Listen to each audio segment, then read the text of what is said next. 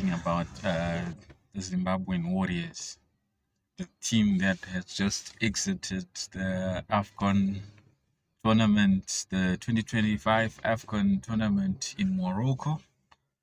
And we want to say well done to the guys for putting up a good fight.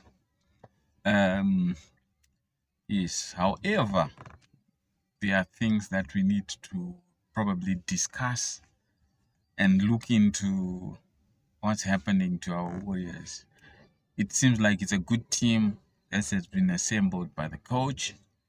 I know a lot of people have been saying that there were big names left out. Yeah, sometimes we can't question what the coach thinks because he sees the quality and he sees the proper players that he thinks he can fit into his vision, can fit into his style of play, and actually can achieve what he's looking for in a team. So, but as we look at it from a broader spectrum, we start by the Egypt Zimbabwe game. We were leading 1-0 for the longest time or for the greater part of the game. And unfortunately, at the end, we lost the game.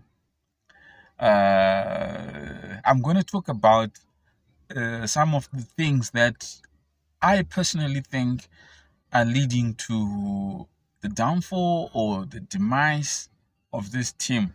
It's a good team. I think ZIFA, all the bodies that the football authorities are trying their level best to, put a proper team, put a national team that actually represents Zimbabwe at a national stage, international stage.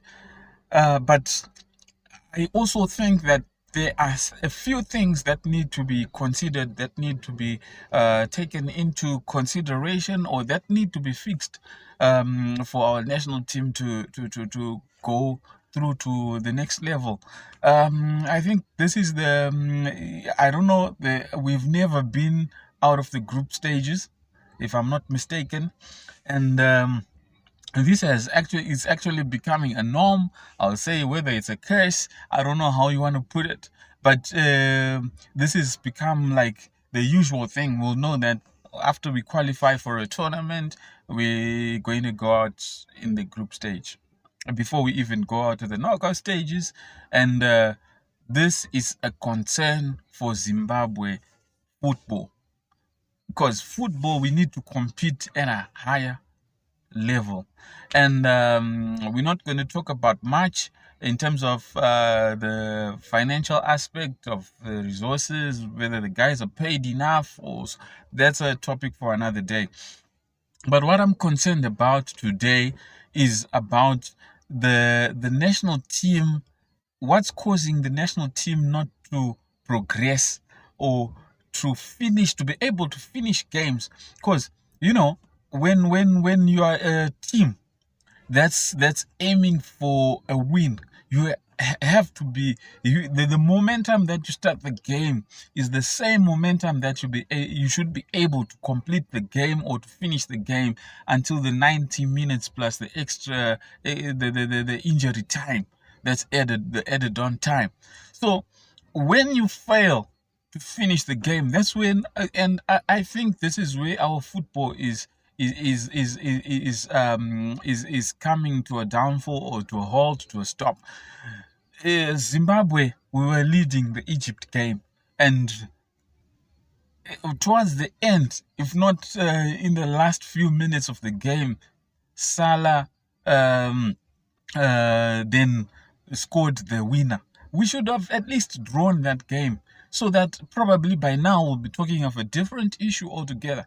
But we lost that. We chose to probably give away that game.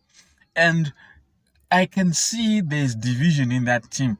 Not division from anyone else, but the players themselves.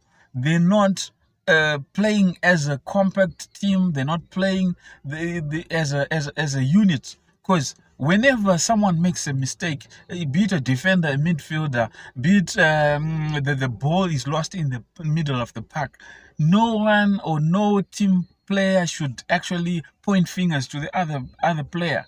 That why are you losing the ball? This and that. I noticed if you check with the games, the Zimbabwean games, the Warriors games, they were blaming each other, pointing fingers, yelling at each other.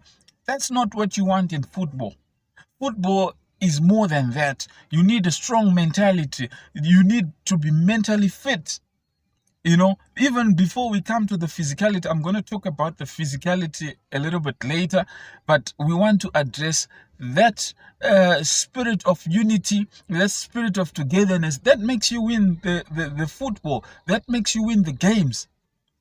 Once you start to divide yourselves, unfortunately, on the game for, I'm going to skip the Angola Zimbabwe game. I'm going to come to South Africa Zimbabwe game. The defender made a mistake, right? And South Africa scored. You understand? When South Africa scored, Washington Arubi, our goalkeeper, the person that we think is supposed to be mature, they busy yelling at each other between the defender and the goalkeeper. That's a sign of weakness. We should be actually cheering, brother. It happens. Let's move on. Let's go on. Let's get the next goal so that we recover. But the moment that you're starting to blame each other in front of the whole, million viewers, I don't know how many people are viewing that game, it shows that probably you are weak, So that's another area that needs to be. I don't know what the technical team is working on. I don't know what the coach is working on, whether it's the field techniques. I'm not so sure, but that also is another thing that needs to be addressed. Mentally, the mental fitness. You should be able to cheer, to pick yourselves up from that loss, and tell yourselves, no, we can make it again. Then also, we should have aged Angola. Honestly, we shouldn't have gotten a draw from that game. It should have been more than that, actually. But unfortunately, we couldn't make it. We had a draw. We salvaged a draw. And that's not enough. We know we've got big games like Egypt and South Africa. You have to get points from Angola. But we didn't. That's another thing that we couldn't take advantage of. Then I'm going to talk about the physical fitness of the team. A team is supposed to be should be able to go for the whole 90 minutes of the game. But if you can, on the Egypt game, I like the football that they were playing. Kudos to everyone. Sendami, the young boys, Josh Fabish, Jonah Fabish, Nakamba. The whole team was playing good football. Jalai, from Washington Arubi, all the players. There's no one that will be left out on the Egypt game. That was exceptional. But when we come to the Angola game, I don't know whether they were telling themselves, no, we need to be defensive. We don't want to lose this game and so forth. That's what we're talking about with the mental fitness. If you're not mentally fit and you're afraid that, no, if we lose, you shouldn't be thinking about the results or what's going to happen after.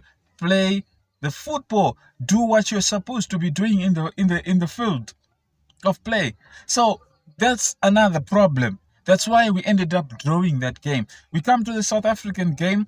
The South African game, it was a good game, but not interesting. It was filled with a lot of emotions. That's what I'm talking about. Mental fitness. You need to be mentally fit. There was a lot of pushing and shoving. This is what happens in football. You shouldn't be agitated by that. So, a lot of things happen, a lot of mistakes. But you know what? South Africa, what they did, the defender, that's Mudau. He had an own goal. Actually, there was a mix-up with the goalkeeper and him. Then it was an own goal. Then the same, they cheered each other on. No, We're gonna make it. Let's not focus on the mistake. Let's focus on winning the game. And now Zimbabwe does the same thing. There's an error at the back. The defender and the goalkeeper, what do they do? Instead of cheering each other, they're yelling at each other. That demoralizes the whole team, and we can't go anywhere like that. So my plea to the technical teams: please work with the mental fitness of these guys. They need to work as a unit. They need to work as a team. Then a lot of people were saying that we should have gone to the next stage, the knockout stages.